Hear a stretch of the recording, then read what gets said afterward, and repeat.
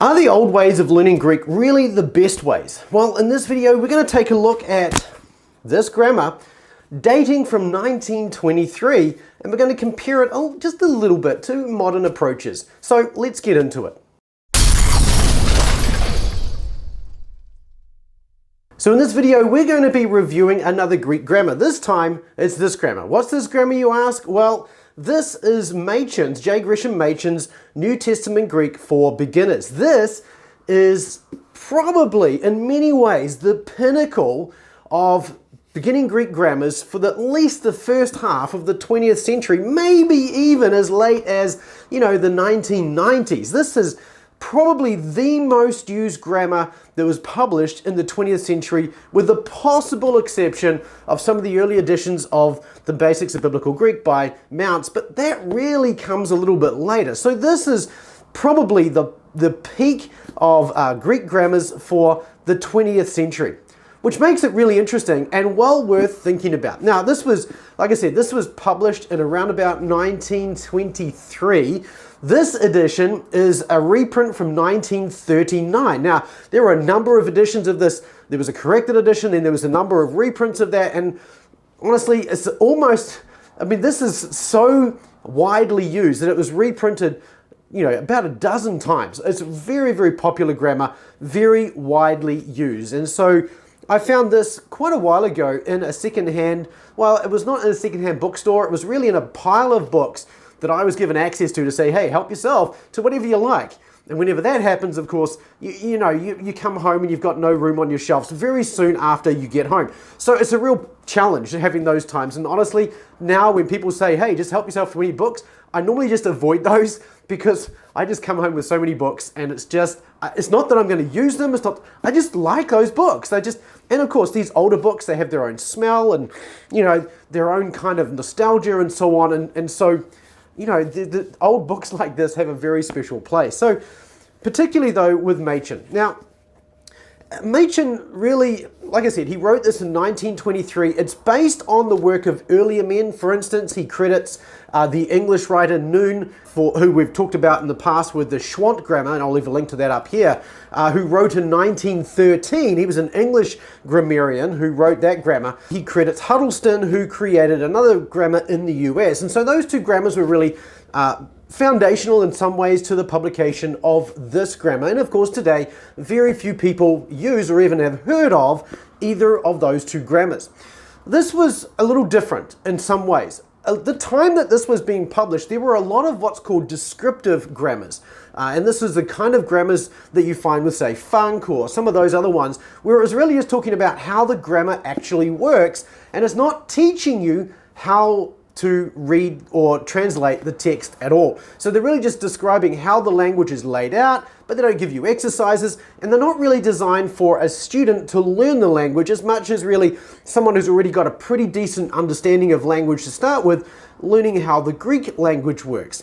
This is different. This is an instructional grammar, and that's how Machen positions this right in the introduction to this book. So it's a little different to a lot of the other grammars that were available at the time, including the 4-volume Moulton, Howard and Turner series that was published, mostly prior to this, but some volumes came after as well, which is that 4-volume set that I have there on the side of my shelves. Now, because this is an older book, it's filled with lots of older language, and in fact, it's actually kind of endearing in some ways, some of the way this language is written. For instance, in the preface here, in terms of he's writing about who this is for, he says, this textbook is intended primarily for students who are beginning the study of the Greek Testament, either without any previous acquaintance with the Greek language, and here's what I like about this, or with an acquaintance so imperfect that a renewed course of elementary instruction is needed. In other words, if you've forgotten your Greek, this is a grammar for you. That's what he's saying. But I just like the way he's saying that, with an acquaintance so imperfect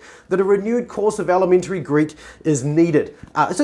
There's some language in here that's really quite endearing. It's not all simple and easy to read, as you can probably pick up even from that little piece, and you have to think through it, because Machen's way of writing, and really the way of writing language in the 1920s, is just different to how we write it today. So Machen, as he starts out with this, he has a number of principles that he's trying to get through. For instance, he really wants to get you into participles very early, so that because he argues that participles are so critically important for understanding the Greek of the New Testament, and he's right. But he doesn't start there, and we can all be thankful for that, because if every Greek grammar started with participles, nobody would ever learn the language. But he does start right out of the gate with some, like with the alphabet, like every other grammar. Then chapter 2, we go through accents, and really this is one of the things that I would say is probably a drawback of this grammar. And there's a reason why he does this, but he has a lot of time that he spends on accents. Chapter 2 is all about accents. And today, for the most part, we don't teach people much about accents. So if you're interested in a book that does have some, some detail on accents, well, this grammar will have that in it. Now, the reason he puts that in here is because as he goes through, he gives you two different types of exercises. Obviously, you've got exercises where you translate from Greek to English, but you also have exercises, the same number of exercises where you translate from English to Greek. And to do that, he wants you to actually write the accents in your Greek translation so that you understand how the accents work. And that means then you need to know how accents work, the rules for accents, and then on top of that you need to understand what a proclitic is and an enclitic, which are different words that where they actually don't keep an accent of their own, they actually depend on the word either following them for a proclitic or preceding them for an enclitic to use the accent of those words rather than having an accent for themselves. So accents get a huge focus in here, and part of that is because he's getting you to do a lot of English to Greek translation, and he wants you to write the accents out. So, after you go through accents, you're going to be into present active indicative verbs, and not just the a-me verb, which is actually quite interesting, because when you look at an a-me verb, a lot of grammars that do introduce verbs early, they're going to introduce you to a-me. Now, the challenge with that is that the a-me verb has that me ending, which is the older endings for the verbs, which means that when you come to a regular verb and you see the omega endings, for instance, you're going to be going, well, this is a different ending. Machen doesn't do that. He starts you off with those omega ending verbs like lambano and things like that, and gets you to learn those verbs, and then later on a-me comes along after you've sort of had a bit of experience with verbs more generally, which I think is actually really cool, and it gives you a lot of flexibility from a translation point of view as well. And so then after you've done your present active indicative verbs, then you're going to go on to second declension nouns, then first declension nouns, and you're going to be learning all of the cases all at once. So those first chapters on nouns are still quite large, but you've already got verbs under your belt, which kind of helps. And then after you've finished with the nouns, then you'll learn the article. The article has its own chapter, and then you go on to things like pronouns and demonstratives and so on and so forth. Then, once you've gone through some of those, I think it's about chapter 9, you start getting into all of the other details around verbs, indicative verbs. So you'll go through imperfect verbs, you'll go through middle and passive verbs. Speaking of which, one of the things, because of the dating of this, when it comes to verbs, he will teach deponency. Deponency is very much a thing in 1923, and there is absolutely no knowledge whatsoever of verbal aspect in 1923 or 39 or in any other reprints either. So this is all about time in the indicative mood. So it's neither here nor there. It's just a product of its time, okay? And so if you're going to be using this today, again, I would really question why in some ways, but having said that, I do like the order in which he lays these things out. So maybe that's a good reason, but there's other things in here, and we'll talk about those as we get a little further on into this review. If you like the little reviews of these ancient grammars, then can I encourage you to hit the like button to this video? That helps the YouTube algorithm to know this is helpful. And also, while you're at it, don't forget to hit subscribe and the notify bell as well. Let's get back to it. Now, like I mentioned, you're then going through your indicative verbs, so you're going to go through the imperfect and the aorist, but you're not going to touch the perfect tense form. The perfect tense form is put off until well down the track. In fact, you've learnt participles, you've learnt the third declension before you even get anywhere near the perfect tense form, and then it has one chapter just walking through the entire perfect tense form, which is kind of interesting. I haven't seen that before, and I kind of like it. Because the perfect tense form is quite regular, and it does lend itself very easily to being able to teach all those different elements like participles and infinitives and so on. If you've already learnt those things previously, you can do them pretty easily in a single chapter, and this does a really good job in that sense. So I kind of like that. So you're going to learn third declension before you learn participles, then you're into participles, and so like the chapter you're learning participles in, the first chapter is actually really long. It's about 10 pages long, which doesn't sound like a lot, but that's probably at least twice the length of most of the other chapters, if not 4 or 5 times the length. Some of these chapters in this book are really quite short. Some of them are just 3 pages. Which makes them pretty simple. Some of them though, like that participles one and one like second declension nouns, they're a little bit longer. So when you get into some of those big sections, you get into big chapters. And what he's trying to do is he's trying to break the different sections into like each chapter so that you're learning one key concept. And I think as much as I think that's an admirable thing to aim to do, I just don't think it's possible to do that, because whenever you learn something like second declension nouns, for instance, you now have to learn about cases. And when you learn about cases, now you're learning about 2 things, second declension nouns and cases. And that's more than one thing. And the same goes for participles as well. When you get to participles, then you're adding in the difference between, adverbial and adjectival participles. And so there's all these different things you have to add together as you learn one concept, which makes it kind of difficult to make a single chapter about any one concept. And that's not that's not a critique of this grammar. That's just a reality for every grammar.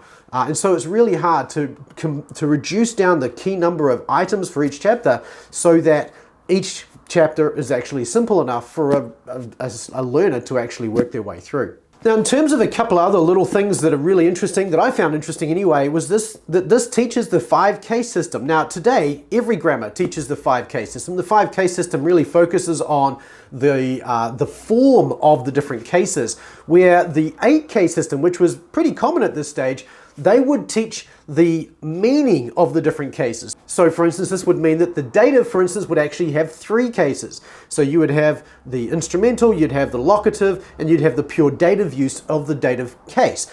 And grammars like this one reduced all of that down so that you've got a simple morphology, and then you explain that the dative case can be used in a bunch of different ways. And I prefer the 5-case system. I think it's easier because people really need to know the morphology, and then once you know the morphology, which is the hardest piece of it, then the meaning can be worked out from the context. So this teaches the 5-case system, which for its time is, not as common as it is today.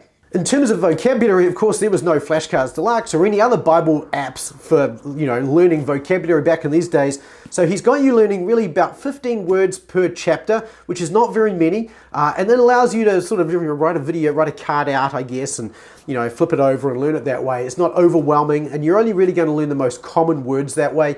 So you're only going to learn probably about 300-ish words going through this grammar. Again, today I recommend far more than that. I like Rodney Decker's 450 words. And of course in Master New Testament Greek, where you go through beginning with New Testament Greek, we learn not only all the words in beginning with New Testament Greek, but we teach you all the words for 1 John as well. So it's getting closer to 400, 450 words by the time you finish beginning Greek with us as well. Now, I mentioned also that there was exercises in this, and there's no additional workbook. This was before the days when that was an issue. In fact, this was probably around the time where people actually started including exercises in the workbook. Prior to this, of course, without an instructional grammar, if it's just a descriptive grammar, there was no exercises in the grammar at all. So you've got exercises in this, but you don't have an answer key.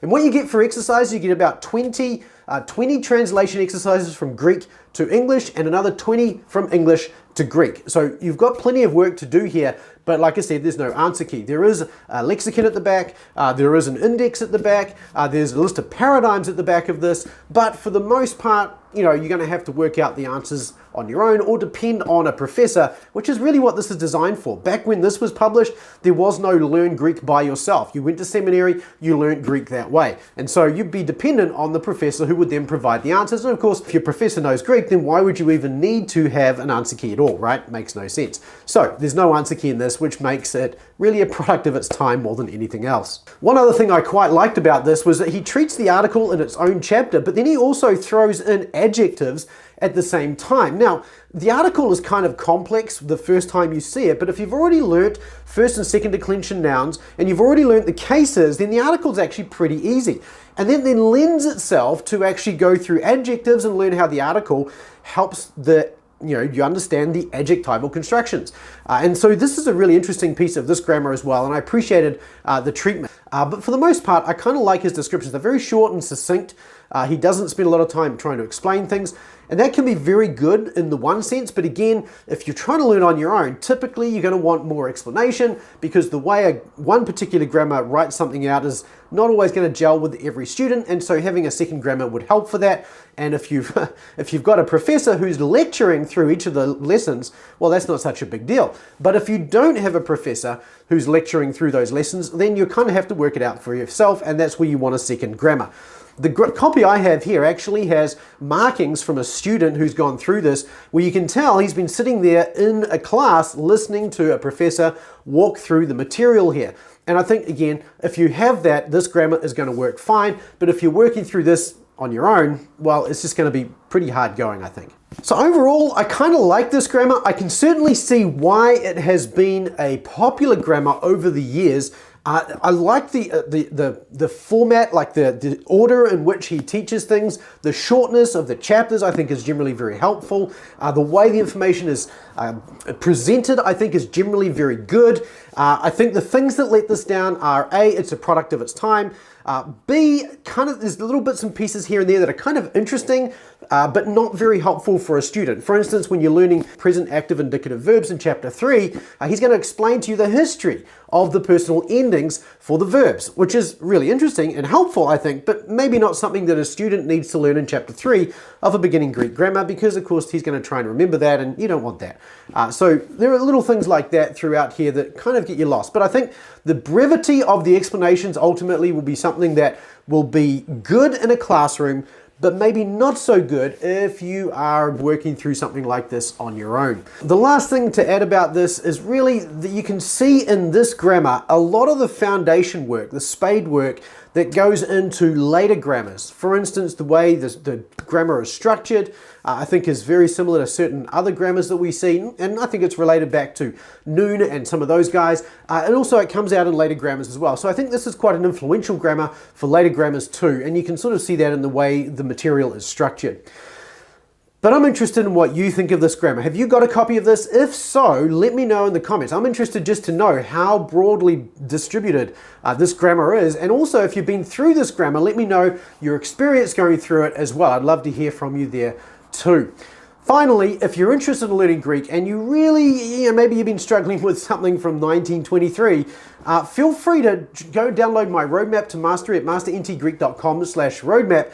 And that way I can explain to you in the roadmap the best way forward for you, like how to get from wherever you are now to be able to read the Greek New Testament fluently without the hassle of having to sit in a classroom or anything like that. So download that at masterntgreek.com/roadmap. Thank you so much for watching. I really appreciate every single one of you watching these videos, and I look forward to seeing you in the next video. Until then, keep taking small, consistent steps toward mastery. I'll see you then.